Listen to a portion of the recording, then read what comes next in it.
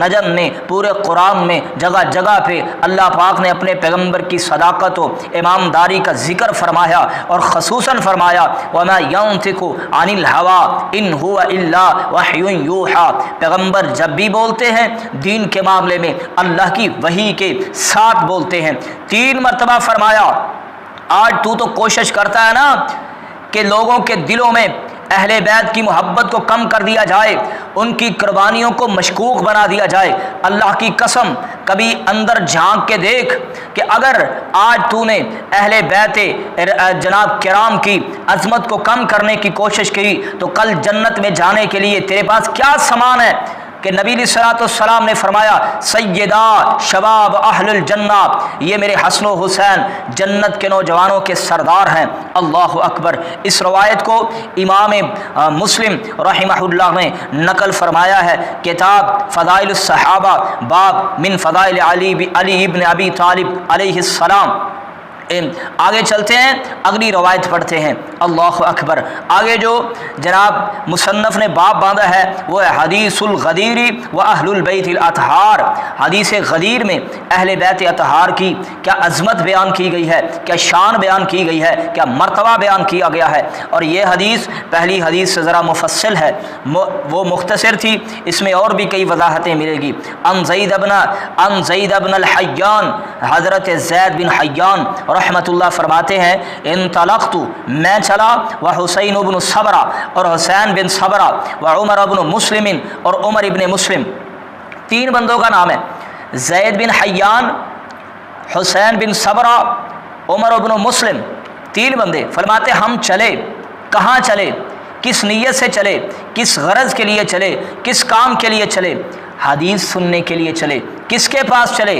الی زید ابن ارقم، حضرت زید ابن ارقم رضی اللہ تعالی عنہ کی طرف۔ فلما جلسنا الیہ، جب ہم ان کے قریب بیٹھے تو قال له حسین، تو حضرت حسین بن صبرہ فرماتے ہیں، ان 3 شخصیات میں سے حضرت حسین بن صبرہ فرماتے ہیں لقد لقیت یا زید، لقد لقیت، البتہ لقیت یا زید، تو نے بہت زیادہ پائی ہے اے زید، خیرن کثیرا، زید تیری عظمت یہ ہے، تیرا مقام یہ ہے کہ تو نے بہت زیادہ خیر پائی ہے۔ ان خیر میں سے کیا؟ پھر ساتھ گنوا بھی رہے ہیں، رأیت رسول اللہ، تو نے اللہ کے رسول علیہ السلام کو دیکھا، وسمعت حدیثہ، اور آپ سے حدیثیں سنی، وغدوت معہ، آپ کے ساتھ غزوے کیے، جنگیں کیں، وصلیت خلفہ، آپ کے پیچھے نماز پڑھی۔ لقد لقیت یا زید خیرا کثیرا، یا زید خیرا کثیرا، اے زید تجھے تو اللہ کی بڑی خیر ملی ہے، بڑی رحمت ملی ہے، ہم تیرے پاس اس غرض سے آئے ہیں، حدثنا یا زید، یا زید رضی اللہ تعالی عنہ ہمیں کوئی ایک حدیث سنا دیجئے، ما سمعت من رسول اللہ، جو آپ نے رسول اللہ صلی اللہ علیہ وسلم سے سنی ہو۔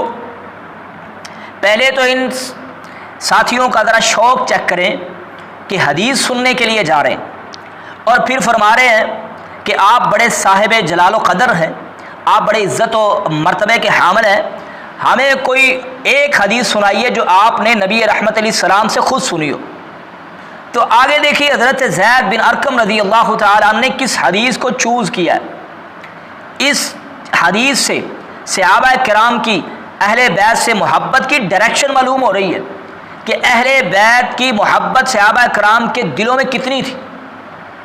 دیکھیں حضرت زید بن ارقم کو صرف یہ ایک حدیث نہیں آتی تھی، پتہ نہیں شاید کتنی حدیثیں آتی تھیں، اور کتنی حدیثوں کو انہوں نے پیغمبر علیہ الصلوۃ والسلام کے زبان اطہر سے خود سنا تھا، لیکن انہوں نے فرمایا ایک حدیث سنا دیجیے جو آپ نے نبی علیہ الصلوۃ والسلام سے سنی ہو۔ تو حضرت زید بن ارقم نے کس حدیث کا انتخاب کیا؟ اللہ اکبر، اسی غدیر خم والی حدیث کو۔ اس حدیث کی کتنی اہمیت تھی صحابہ کرام کی نظر میں۔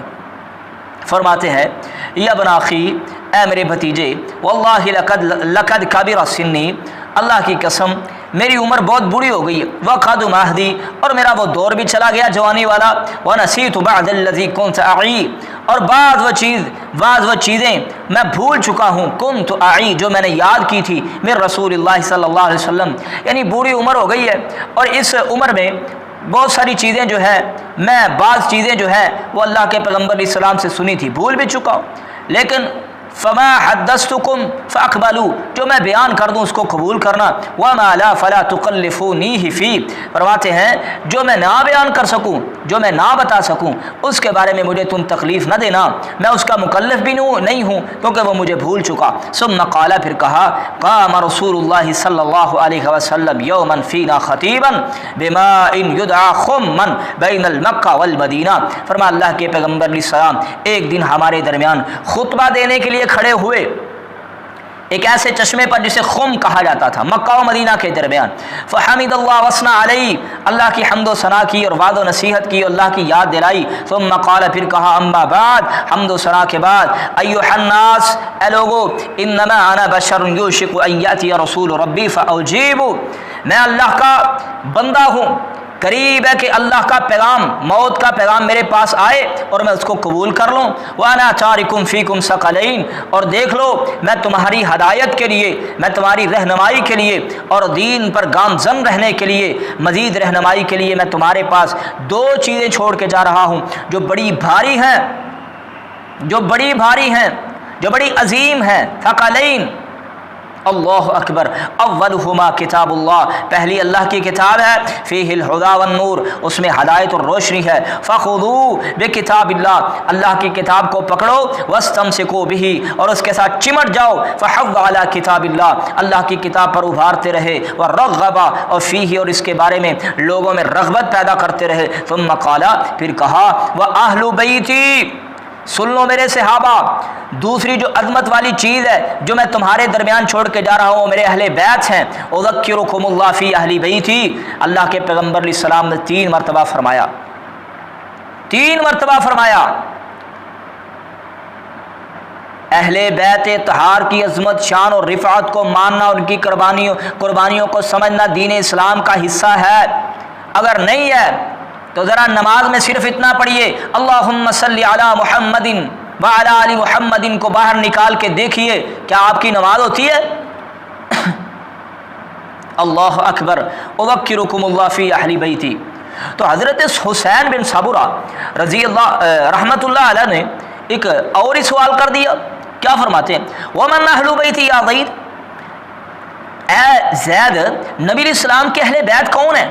اچھا یہ کتنا پیارا سوال ہے، نہیں پتا تھا تو کرنا چاہیے تھا، کیا سوال کہ نبی علیہ السلام کے اہل بیت ہیں کون؟ اور پھر ساتھ ایک اور سوال کر دیا، الیس نساؤہ من اہل بیتی، کیا آپ کی بیویاں اہل بیت میں نہیں ہیں؟ تو حضرت زید فرماتے ہیں، قال نساؤہ من اہل بیتی، فرمایا عورتیں اہل بیت میں شامل ہیں آپ کی بیویاں، ازواج مطہرات رضی اللہ عنہن